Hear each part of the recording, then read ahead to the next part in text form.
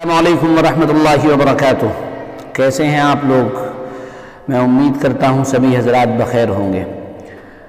اللہ تعالیٰ کی ایک سنت ہے اور اللہ تعالیٰ کا ایک طریقہ ہے کہ جب کوئی قوم، کوئی علاقہ اللہ تعالیٰ کی نافرمانی کرتا ہے تو اللہ تعالیٰ اس پر اپنے عذاب کو نازل فرماتے ہیں، اور عذاب کئی شکل میں آتا ہے، اور عذاب کی مختلف شکلیں اس سے پہلے بھی دنیا میں دیکھی جا چکی ہیں۔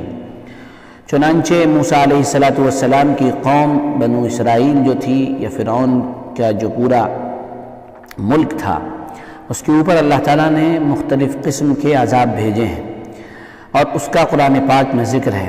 یہاں پر ان میں سے چند عذاب جو اللہ تعالیٰ نے بھیجے تھے میں ان کا ذکر کر رہا ہوں۔ اللہ تعالیٰ نے ارشاد فرمایا فَأَرْسَلْنَا عَلَيْهِمُ الطُّوفَانَ وَالْجَرَادَ وَالْقُمَّلَ وَالضَّفَادِعَ وَالدَّمَ۔ یہ اللہ تعالیٰ نے اس آیت کے اندر کئی عذابوں کا ذکر کیا ہے۔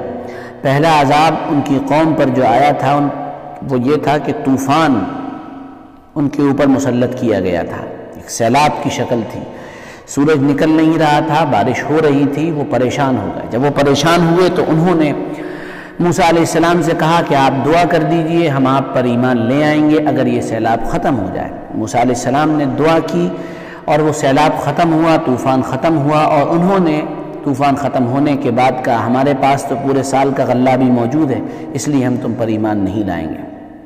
پھر اس کے بعد اللہ تعالیٰ نے دوسرا ان کے اوپر عذاب بھیجا، ٹڈیوں کا عذاب۔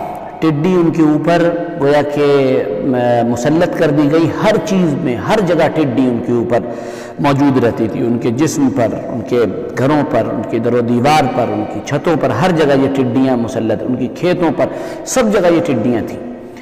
پھر وہ آئے، موسیٰ دعا کر دیجئے یہ عذاب ختم ہو جائے، یہ ختم ہو جائے گا تو ہم دعا کریں گے، اللہ سے معافی مانگیں گے اور آپ پر ایمان لے آئیں گے۔ چنانچہ موسیٰ علیہ السلام نے دعا کی، وہ عذاب ختم ہو گیا۔ پھر وہ اپنے وعدے سے مکر گئے۔ جب وہ مکرے تو اللہ نے ان کے اوپر تیسرا عذاب بھیجا۔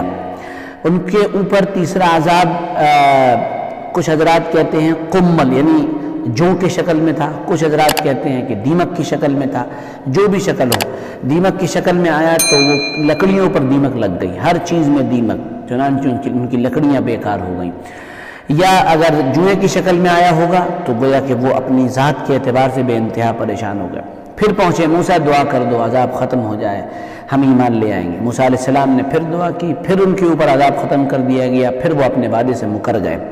انتہائی ظالم، بدبخت اور شدید قسم کی سعادت سے محروم یہ قوم تھی پوری۔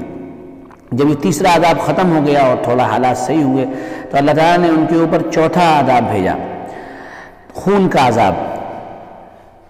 اور وہ خون ایسا تھا کہ ہر جگہ ان کو خون نظر آتا تھا، ان کی پلیٹوں میں، ان کے کھانوں میں، ہر جگہ خون ہی خون، خون ہی خون تھا۔ جب اس عذاب کو اللہ نے مسلط کیا، پھر وہ موسیٰ علیہ السلام کے پاس پہنچے اور کہنے لگے موسیٰ ہم توبہ کر لیں گے، دعا کر دو، ہم ایمان لے آئیں گے، دعا کر دو۔ موسیٰ علیہ السلام نے پھر دعا کی، لیکن وہ پھر نہیں مانے، اور گویا کہ یہ عذاب دیکھ کر بھی ان کے دل نہیں پسیجے، ان کے دل نہیں، عجیب و غریب قوم تھی۔ یہ عذاب مسلط ہونے کے بعد یعنی تقریباً 20 سال، یعنی عذاب کا سلسلہ بھی ختم ہوا اور 20 سال اسی حال میں موسیٰ علیہ السلام ان کے درمیان رہے۔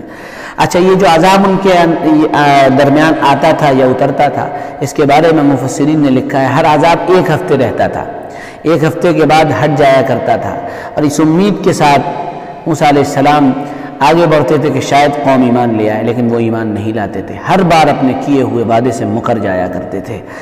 اگر غور کیا جائے تو ہمارے سامنے بھی اللہ کی نشانیاں یا اللہ کے عذاب بکھرے پڑے ہیں، بار بار نظر آتے ہیں، لیکن ہم ماننے کو تیار نہیں۔ ابھی قریب میں جے پور میں ٹڈیوں کا جو زبردست دل اور زبردست حملہ ہوا ہے، آپ نے دیکھا چھتیں بھری ہوئی ہیں، علاقے در و دیوار پر ٹڈیوں نے گویا کہ ایک حملہ بولا ہے، اس پہ چپک گئیں۔ اس سب کے باوجود لوگ فوٹو تو کھینچ رہے ہیں، ویڈیوز تو بنا رہے ہیں، اس کو وائرل تو کر رہے ہیں، لیکن توبہ کے بارے میں ان کا دماغ، ان کا ذہن، ان کی سوچ گویا کہ ادھر جا ہی نہیں رہی ہے۔